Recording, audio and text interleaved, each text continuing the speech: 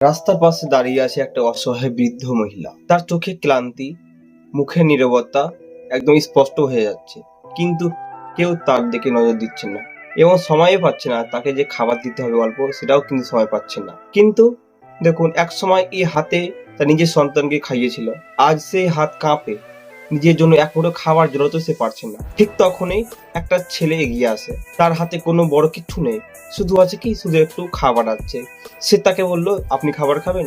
তিনি বলল, হ্যাঁ আমি খাবার খাবো। সেই ছেলেটা ধীরে ধীরে সে বৃদ্ধ মহিলার পাশে বসে এবং তার নিজের হাতে সেই খাবারটা খাইয়ে দেয়। মায়ের চোখে পানি, কিন্তু সে পানির মধ্যে আছে এক শান্তি, আছে এক অদ্ভুত তৃপ্তি। হয়তো সে নিজের ছেলেকে মনে করছে এবং ভাবছে, যদি আজকে আমার সেই ছেলে থাকতো তাহলে আমাকে আজকে রাস্তার ধারে খাবার।